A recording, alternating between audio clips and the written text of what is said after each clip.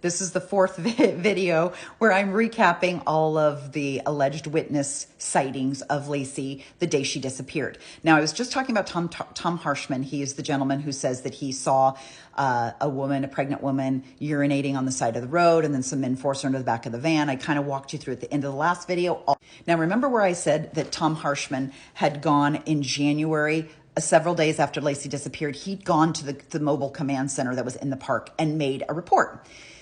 But that report doesn't appear in any of the 40,000 plus pages of discovery that the prosecution handed over to the defense team. It's nowhere in there, even though he swears he went to the trailer, he talked to an officer and said that the officer took the report. It wasn't anywhere in the discovery. It was never handed over to the defense.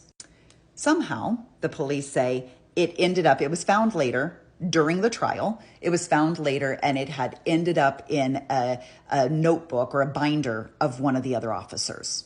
So it was never properly handled. So, of course, Garagos is fuming. Police knew Tom Harshman existed all the way back in January of 2003. Yet Garagos is just now finding out about him in May of 2004 as trial is beginning. So he goes to the judge and he asks the judge to sanction the prosecutor for 2 violations of Brady law. One of them was for Tom Harshman, that you had this lead all the way back at the very beginning. On 12/24, he made his first phone call. You had the lead all the way back then and you never gave us the information, and he filed a report that wasn't in the discovery. But second, then you finally went to talk to him. The DA's office finally went to talk to him in May. And I'm just now receiving the information from that. So he wants the judge to sanction them for their failure to send over the information on Tom Harshman. But also, he goes in on the Diane Jackson situation, because remember, Diane Jackson was the one that saw the van and the 3 people. When she called the tip line, it was listed as a burglary. They wrote it down as a burglary and took her description of the 3 men in the van. And she not only called it into the tip line, but she also walked out into the street and told an officer in the street what she had seen. So she'd made 2 reports about this incident. They then later hypnotized her, which then, if you saw in another video, it ruled out all of her testimony because that person was not a certified hypnotist. So Diane's testimony mysteriously gets tossed out. But what the judge decided to do here was the judge said, you know what, we're going to let Harshman's information in, and we're also going to let Jackson's information in, at least the part where she was pre-hypnotized. So they let the 2 statements from Diane Jackson before she was hypnotized into the case files. And here's one that I hadn't even heard of. And I don't know if it has anything to do with anything, but it makes me curious, just like the situation with the dolly on the front yard of the Medina's lawn. This one's weird too. So this is Ricardo Cordova. He is currently a judge in Stanislaus County, but at the time he was an attorney in the public defender's office, and he's a neighbor. He lives near Scott and Laci Peterson, and he says that on the night of December 23rd, so this was the night that allegedly the police say that Scott killed Laci. Ricardo Cordova says that on that same night at about 10:15, he was woken up. Someone's at the door. He goes down, and as he's opening the door, the person is walking away. So he's like, hey, what did you want? What's going on?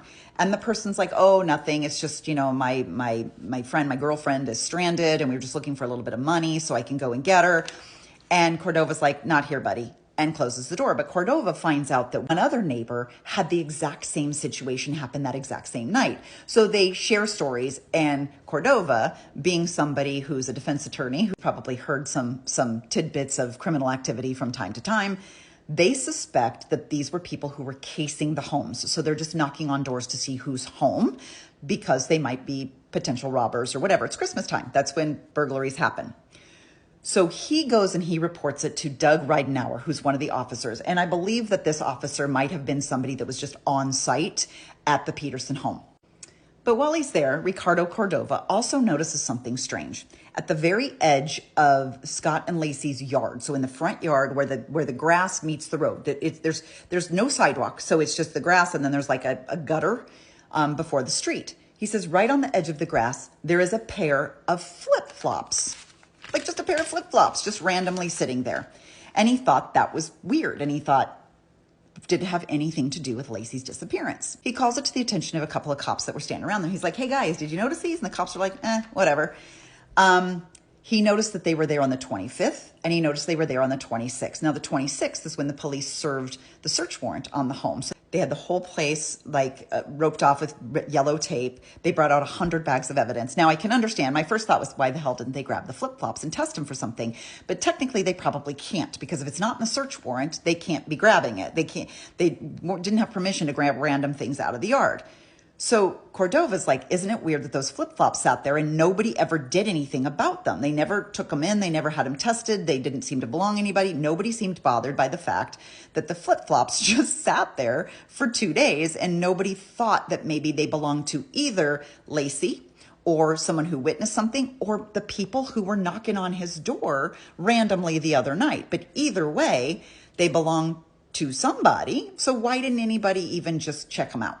Now, again, Bartolotto, he is sent to talk to Ricardo Cordova, and he puts in his statement that Ricardo Cordova mentioned the shoes, but that Ricardo Cordova said, yeah, I'm sure they had nothing to do with Lacey. When Ricardo Cordova heard that, he said, the fuck I did. I did not say that. The reason I went to the police was because I thought those flip-flops absolutely had something in connection with either Lacey's disappearance or the weird people that were at my door. Or like something, like it's just too weird to have these shoes sitting there. So Ricardo Cordova says, no. I kept trying to alert the police to the flip-flops because I thought they might have something to do with the case. I have to go to another video. There's still so much more information. Keep coming back.